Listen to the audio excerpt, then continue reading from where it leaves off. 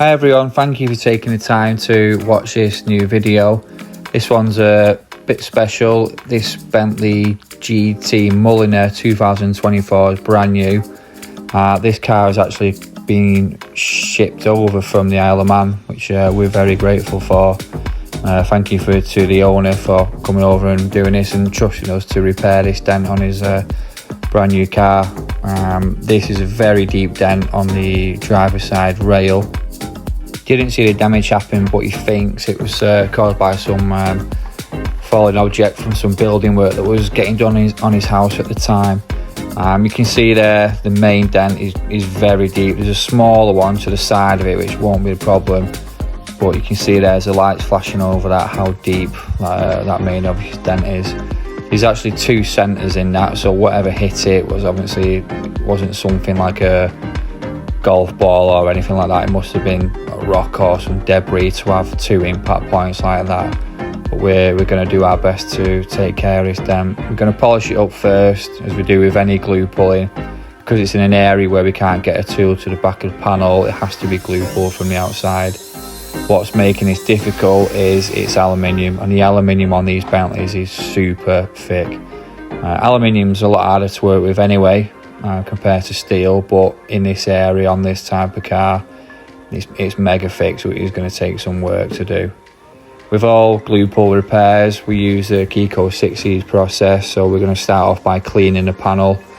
As you saw, it was a Cartec cutting compound polish. Just give it a quick whiz over the area where we're working, and we sprayed it down with a 99% isopropyl alcohol.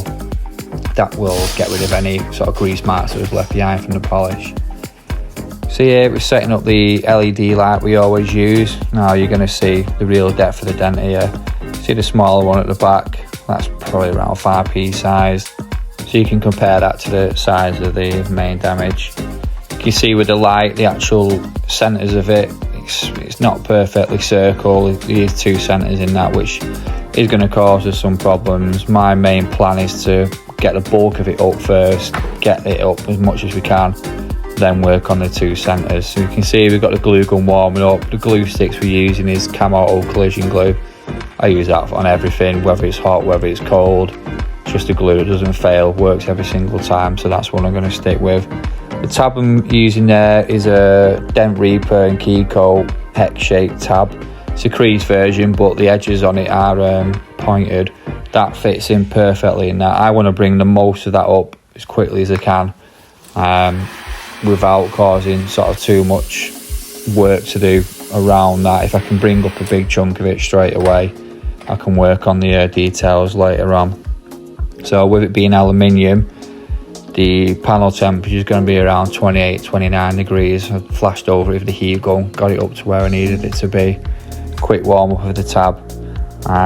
I also clean the tab, same as we do with the prepping the panel. You don't need to polish the tabs, but still clean it with a 99% isopropyl alcohol, both of them. The yellow one there is a hex tab. It's not a crease one like the purple one is. That tab fits just over the centre of that smaller dent there. You can see, checking the temperature, just about, you can make that out there, 28 degrees. So that's the optimal temperature for pulling. On steel, I tend to pull it a little bit lower, maybe around 23, 24, because it is aluminium. We need the settings to be perfect because it's super tough to get moving. You can hear when we're using the slide down with air, it's loud. It doesn't sound as loud watching it through the video, but when you're there snapping it, it is loud. Warming the tab up again, sorry, not the tab, the excess glue. Once that's warm, it just peels off. Quick spray, it'll peel away, then we can wipe it off.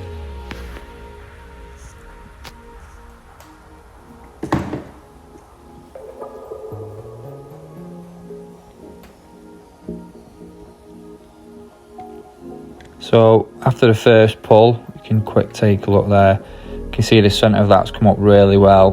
The one at the back wasn't a great pull. It's not to worry about that. The main focus on this was trying to get some of that big one moving. We know we can fix a small one, so we'll work on that later. Through the light there now, you can see the two main areas. The larger one closest to the window frame, and then the smaller one that was towards the top. So going back in with the hex tab, that's gonna go over the smaller one towards the back. Gonna give this a slide hammer. We use a slide hammer all the way through this. You can use the robo pullers or a mini lifter on here. On rails, on solid rails like this, I like to get the slide hammer. And there you can see that second one's come up straight away. Really nice high spot there, nothing too sharp. We know we can go in with the tap downs later on, smooth that all out. We will still do a few more pulls on that. As we tap it down, you might see some low spots here and there, so it's a process of back and forth and a lot. So starting and knocking down, we used a peak material tip. It's one of my favourites. It's dead forgiving, it doesn't really mark up the paintwork and knocks down the high spots really smoothly.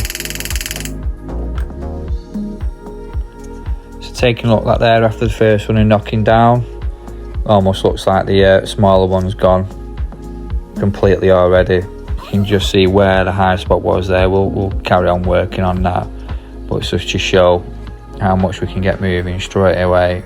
We're not too fussed about that. The main dent is the big one. If we know we can start getting that moving, we can sort the smaller one out. So I'm going to carry on focusing on that now.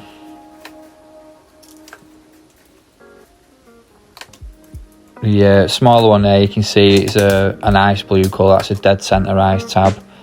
There's nothing wrong with the first one, but as the dents get smaller, your tabs have got to get smaller. If you keep using the same one, it's obviously going to be too big for the dent as it gets smaller, so you'd end up pulling up more high spots than we need to. So as the dent changes shape, gets smaller, you've got to adjust your tabs to that.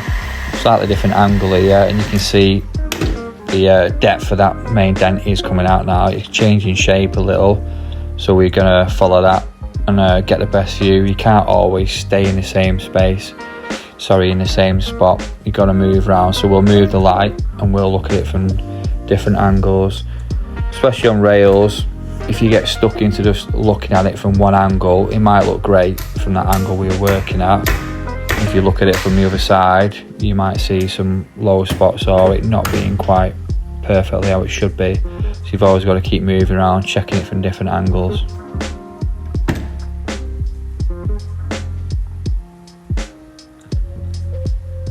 At this point into it was probably maybe half an hour, 45 minutes into repair time, but you can see a high spot here, which is good news. It's what we want to do. We know the dent's coming up, and we can always knock it back flat. I just want to get that coming up. If it's not moving, then we're going to struggle, but it is moving, so we know we can just readjust, reset the dent, and carry on working at it. What we're using here is a blending hammer. You can see just about one end of it is sort of a broader peak tip, kind of the same material that was used on the knockdown earlier, and the sharper end was a VIP polished steel tip. That's really good for taking out the sort of fine high spots. What we're doing, blending it out, we're sort of softening the edges of the dented area around. It's going to help the metal flow.